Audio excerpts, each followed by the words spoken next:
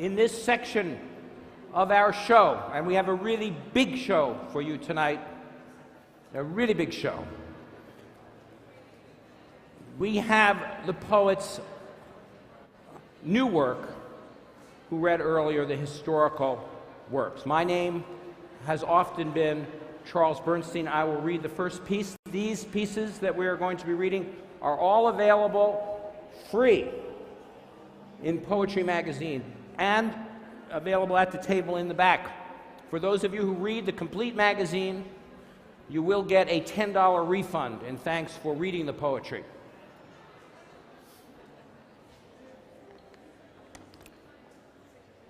My piece is called Manifesto, Aversions, Conceptual Conundrums, and Implausibly Deniable Links. I should note in terms of this in Poetry Magazine that for many of us, the Manifesto, especially as represented in Mary Ann Claus's wonderful anthology, Manifesto, A Century of Isms, is itself a literary art form. And what makes it a remarkably resilient one, that it is still despised by those who claim to be poetry lovers and literary people who claim that we don't need any manifestos anymore because poetry should have no ideas. Poetry should not be about thought. Poetry should have no positions. And yet, somehow it does.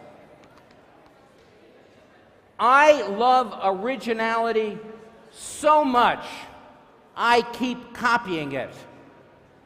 I love originality so much, I keep copying it. Immature poets borrow. Mature poets invest. Poetry wants to be free, or if not, available for long-term loan.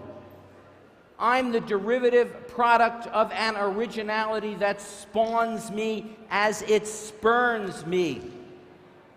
The work of art itself does not exist, only incommensurable social contexts through which it emerges and into which it vanishes. The author dies. The author's work is born. Poetry is a secret society hiding in plain sight, open to ear and mind's eye. The shock of the new for some, the invigorating tonic of the contemporary for others. A work of art is an overlay of a set of incommensurable possibilities linked together around an original vanishing point.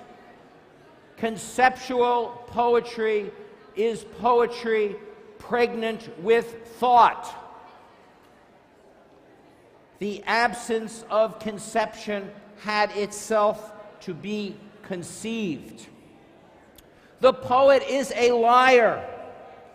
The poet is a liar. The poet's tired. Poetry abhors a narrative. Quote, I did not paint it to be understood, but I wish to show what such a scene was like. J.M.W. Turner, 1842. Language poetry, a loose affiliation of unlike individuals, which reminds me of the story of the man who reports a wife beating to a neighbor. Then stop beating her, the neighbor replies. But it's not my wife, replies the Good Samaritan, becoming agitated. That's even worse, says his neighbor.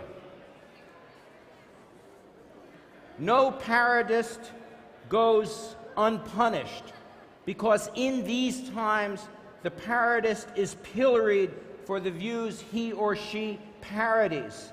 In a world of moral discourse, absent ethical engagement, only the self-righteous go unrebuked. I was born yesterday and'll die tomorrow. This is so and so is this, but neither is important. That is theirs and near's not here, but neither is important. Never twill, never twine, nor peep, nor bleat, nor pipe. Neither's important. Carpe diem. Carp and die. I am not the man I was, much less the one I will be, nor imagine myself as, just the person I almost am. Oh, excuse me.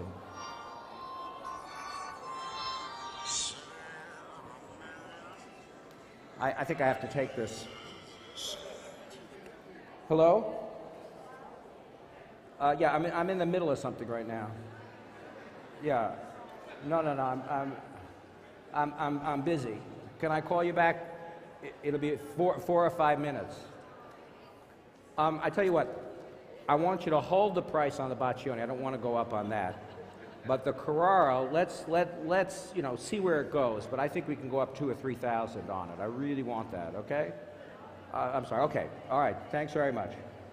Okay. Bye-bye. Sorry about that. Carpe diem. Carp and die.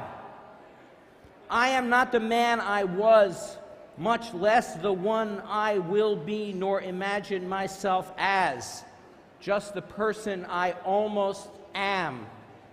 A bird calls, but I hear only its song. My skin is burning, but inside I am as cold as the North Pole. My shivering is metaphysical, a kind of involuntary davening. Religion is giving religion a bad name. Nor am I an atheist. I believe in the fallible gods of thought and in my resistance to these gods. I have faith in my aversion of faith.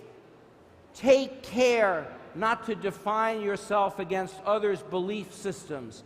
Their God does not define the domain of my profane. Their devil does not wash away my sin. The watercolors in watercolors. I am an observant Jew. I look closely at the things around me as if they were foreign. Sandy as a sugar donut, salty as a red rose. You're either asleep or awake or will be.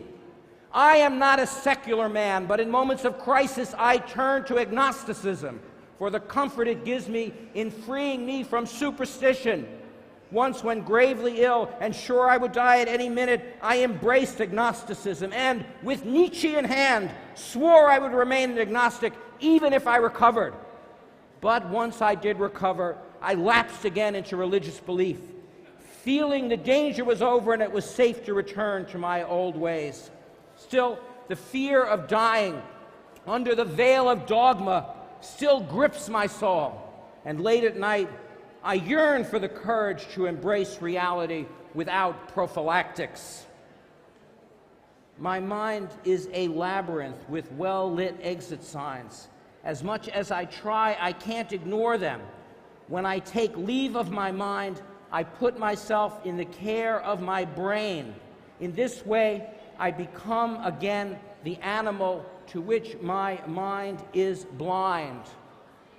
There's no depth to the depth. In the world of the imagination, impossible just means the next opportunity to get real. The ceremony of sorrow is performed with a measured, defiant acknowledgement that makes words charms, talisman of the fallen world. Poetry is a holding space, a folded grace, in which objects held most dear disappear, returning as radiant moments of memories for giving home. For Aquila Oliver. Turner's sheerness. Existence needs essence the way a walking tour needs local color. But a hole in an argument is not the same thing as a point of light. Rather than an expression of love, justice is a protection against our inability to love. We are most familiar with our estrangement. It is our home ground. The absence of an accent is also an accent. Yet the dark, untouched by light, injures it all the same.